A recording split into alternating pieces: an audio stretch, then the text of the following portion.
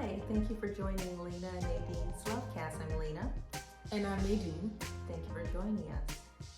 Our videos are about love, dating, and relationships, and specifically dating after divorce.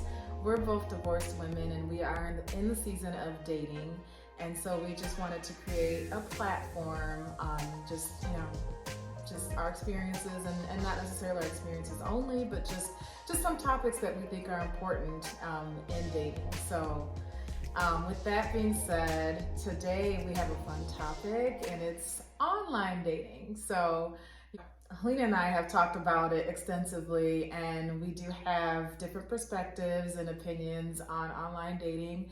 So we just wanted to share those with you today, and hopefully we can get you to engage and comment, let us know what you think as well.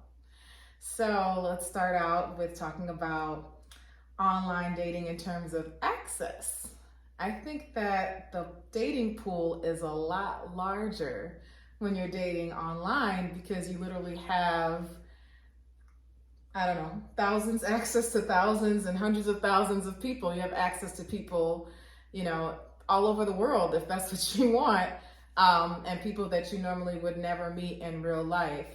So, and also it's quite convenient to have all that access. Yes, it is, and I'm still new to the online dating environment, but it is incredibly convenient, and just starting out and getting into it can be a little intimidating and overwhelming because you do have access to so many people. You create a profile and you come back a day or two later and you've got hundreds of messages, people that are expecting you to respond, and it's like, oh my God, there's no way I'm going to get through and be able to respond to all these people. So you just shut it down and forget about it for about a week. I hope nobody, because you're out in the meantime for not responding. So, but I can see where having access to so many people, it could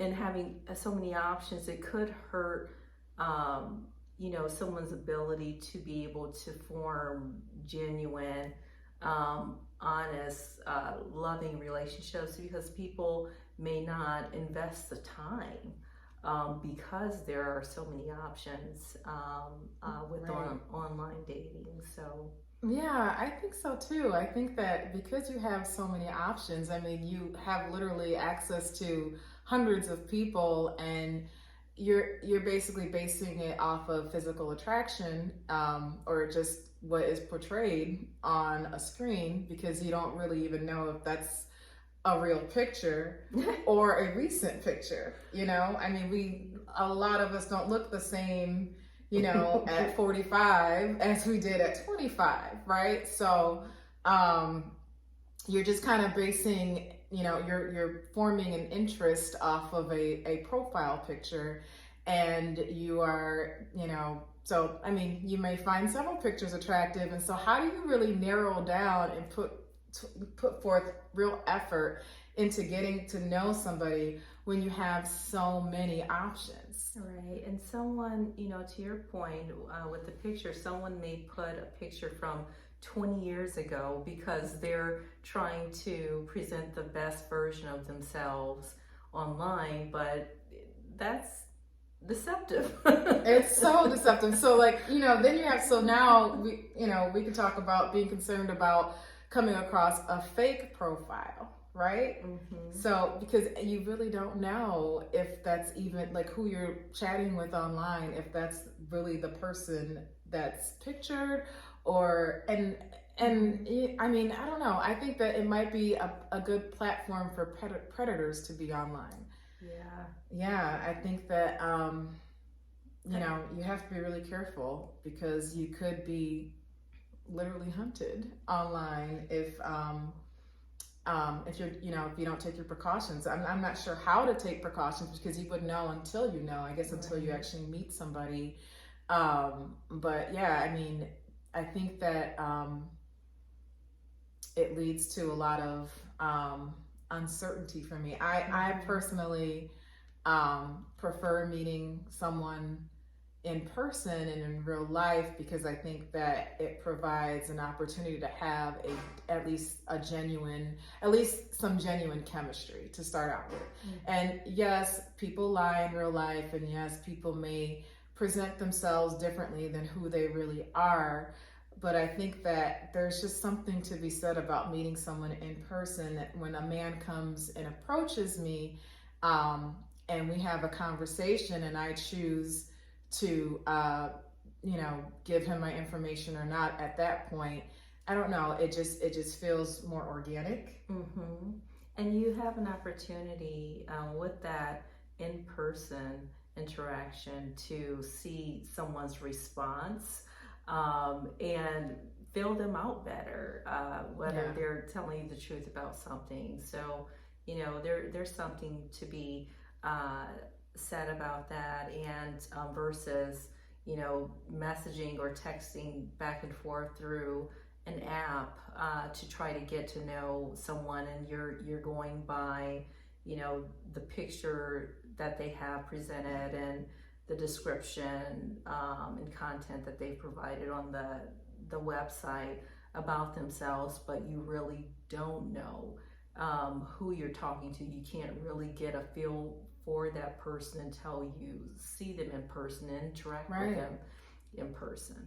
Yeah, and I think some people, I've heard, that some people can go a long time talking to someone before even meeting them, and maybe it could be for different reasons. It could be maybe they're trying to hook them, maybe they're trying to get them attached so that when they actually do meet them, maybe there'll be some sense of needing to continue on. I don't know, but what this leads to my next question. When do you think is a good time? Like, how much time do you need to get to know somebody online before you take it to real life, before you actually meet in person? Well, it depends on the conversation that you have with the person.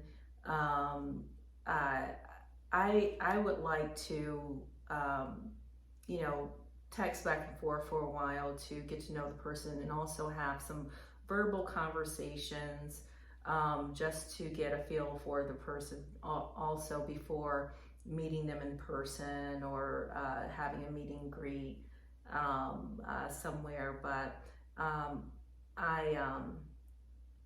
I do want to take a little bit of time to get to know that person before, meeting them in person and having a conversation.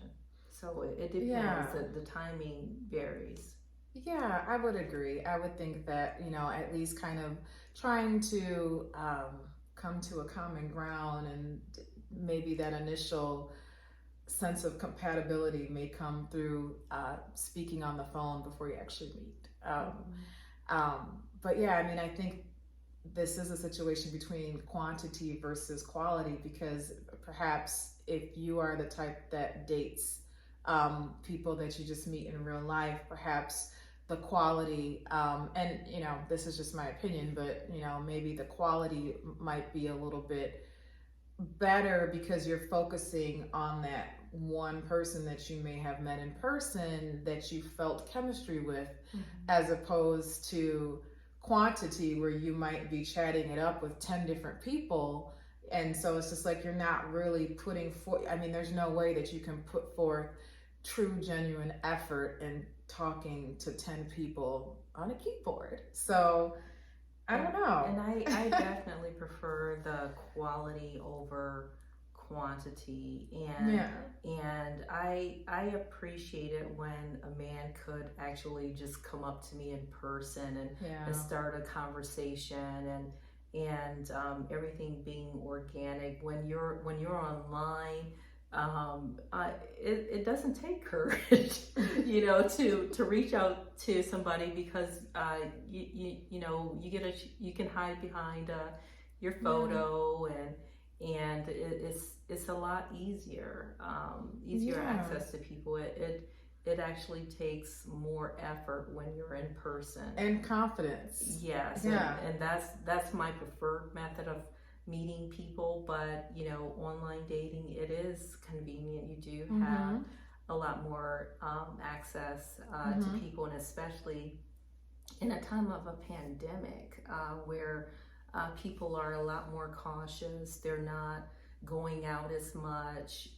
So like when you're out and about doing your normal things, playing sports, hanging out with friends, going to dinner, that type of thing, if you feel comfortable enough to go out in public spaces with a lot of people, things have changed. So people are pursuing other avenues to meet people and be able to socialize, and online platforms are more convenient. Absolutely. For that purpose. I don't know the stats on online dating, but I'm willing to bet that they skyrocketed during COVID because, people needed, interaction, and people wanted, it's like, your need or desire to want to date just doesn't end, just because we're all on lockdown. So, I mean, you couldn't go out to restaurants, and you couldn't, do your sports, your activities, or hobbies that you like to do in person. So, for a few months, we were literally shut down and locked down. So, I would imagine that, trying to meet someone and connect with someone online, it's gotten very popular. And even today, I mean, while things are open and we're going out and we're doing things, things have changed for us. So a lot of things have become more virtual. A lot of us are working from home now. And it's been convenient. During the pandemic, we got used to ordering our groceries to be delivered at our front door. Our takeout could be delivered right at the front door. And so why not have, shop for a mate? We were shopping, and I know I was ordering up like crazy on Amazon, and I mean, just I had a box at my front door, and still kind of do, at least every day, right, all the time. So it's like, it would be really convenient to shop for a mate, So I there are a lot of benefits to online dating, in terms of not having to, go out and actually meet someone in person. But I guess, call me old fashioned. I like the in real life situation, personally, where I can actually meet someone and form a genuine connection. However, I do know people that have met online and have gotten married, and so I don't necessarily think it's a horrible thing.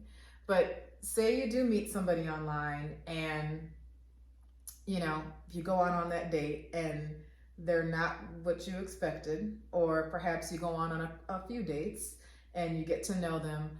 How do you tell them that you're not a match, especially if they like you way more than you like them? Because that's so hard. Well, and I haven't been on a lot of dates with using the app, but I think it would be important to let someone know as soon as possible that they're not a match. Like if it's the first date, they've got a great photo on the app, and then they show up and there's one tooth, and that one tooth that they have is gold plated. I think I would let you're like, know. Nah, that's not the picture that I saw. I appreciate you coming out, and I think you have some great characteristics, but I don't think you're a match for me immediately. Yeah, I think it's a nice thing to do, rather than to just ghost them or stop responding or block them. I think that it's nice to say, thank you, and I appreciate meeting you and for who you are, but I don't think that this is a match. And I think that is the nicest thing to do. The most polite way is just to be honest. I mean, I think people are missing being honest when it comes to dating. You know, so I don't know. I just be honest. Just be who you are. Be honest. Be kind. Right. You know, and that's it. Right. Yeah. Right. And being kind is, you know, really important because you don't want to hurt somebody's feelings in the process. Right. You know, be respectful, be considerate, you know, try to put yourself in their shoes and communicate in a respectful way, even if, you know, they don't look anything like their photo and they have a one tooth and it's gold plated, you know, still be respectful. Yeah, they have feelings too. Treat people the way you would want to be treated. Mm-hmm. So we'll end with this. Do you think online dating is a good idea? I do think it's a good idea. You have an opportunity to meet a lot of great people. You do have to be careful, like you would in all things. Talk to people, filter people out. Don't give out your information. Take precaution, but yeah, it does provide a lot of options, and it's convenient. And considering, you know, we're in the midst of a pandemic, it's nice to have that option, especially if you're not getting out much. I agree. I think it's definitely a personal preference. So my preference would be not to date online. However, I do think that it is an option, a good option to have, and just maybe add that to another avenue of how you meet people. So I wouldn't necessarily, you know, just put, you know, everything on online dating and just that's the only avenue that I have to meet someone. I would maybe open that, but, you know, still continue to be open to meeting someone in person. That's what I would say. So, I think that I agree with that, and we would love to hear what you think about it. So please comment on this topic. Please like our page, share our page, and continue watching. Okay, thank you guys. Bye. Bye.